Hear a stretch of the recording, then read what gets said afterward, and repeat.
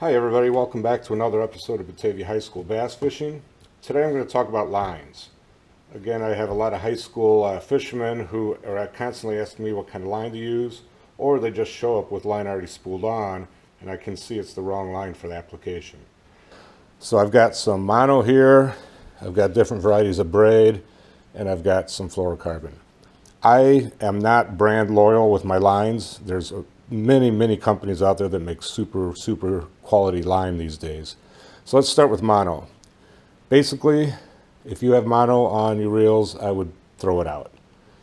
This mono is specifically, I purchased this for some walleye trolling rods that I have, and I troll with it only.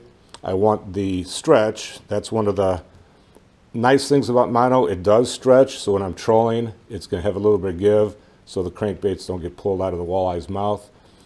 But in most applications, that stretch is not going to be good. If I'm throwing a jig and I want to set the hook, I don't want that line to stretch. The other bad thing about mono is it has memory. If you're using it on a bait caster or spinning, it gets a memory of that spool, and you get these coils that come off, especially off of a spinning rod. The third thing I don't like about mono is it degrades over time.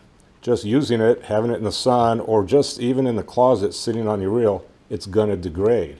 And so you have to replace your mono constantly. A good mono, if you're fishing, let's say, I don't know, 50 days a year, you should probably replace that at least 2 times. Now the pros, when they used to fish mono years ago, they got their mono for free, and so they replace it every single day. Mono, I hate it, get rid of it. You could use it for backing. That's this big catfish tri-lane line I got for free, didn't cost me a dime. I use it to put on the backing. That's all it's good for.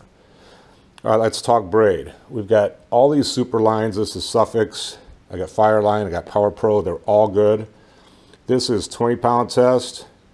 This braid is what I put on most of my bait casting reels.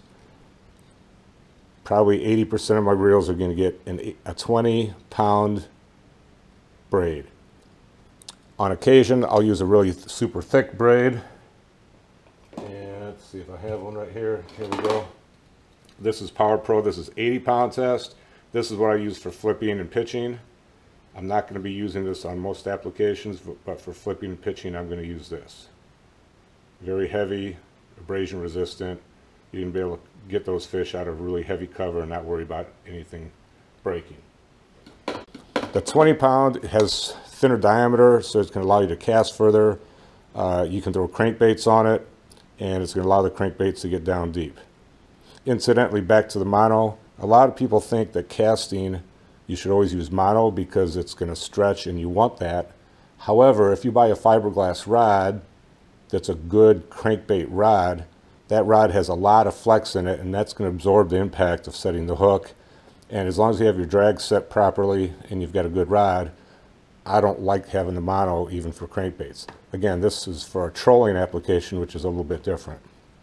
So I generally use the 20-pound on my bait casters. For my spinning, I use 10 pounds or less.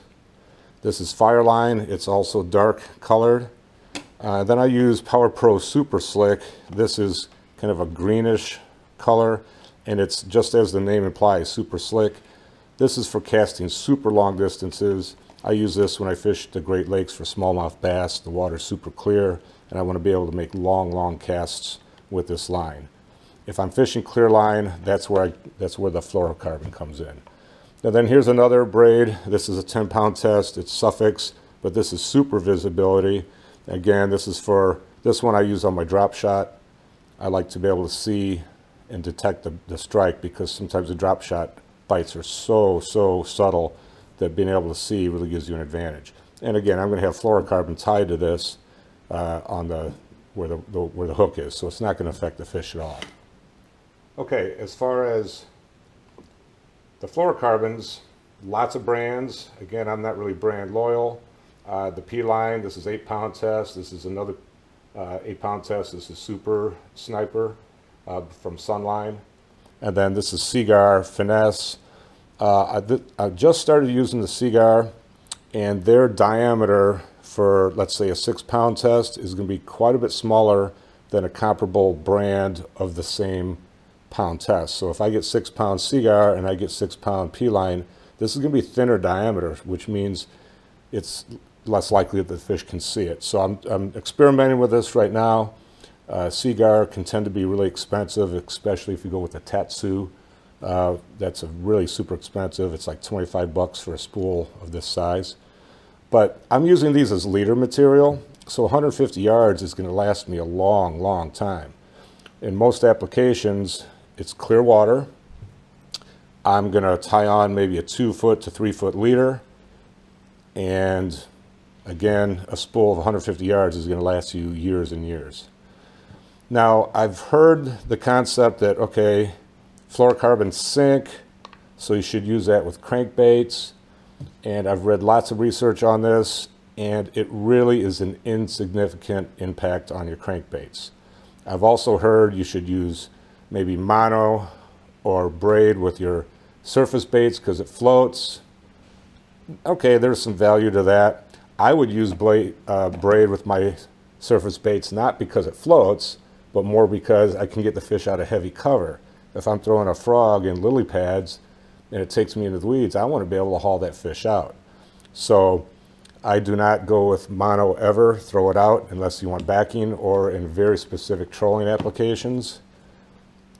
I would never spool an entire reel with fluorocarbon, never. It's too expensive. You're only going to be casting 40 to 50, maybe 60 feet of the line. Get a braid. You can leave a braid on for years and years, and it'll still be good to you. So hopefully those are a few things that might help you when you're selecting line. Thanks for watching.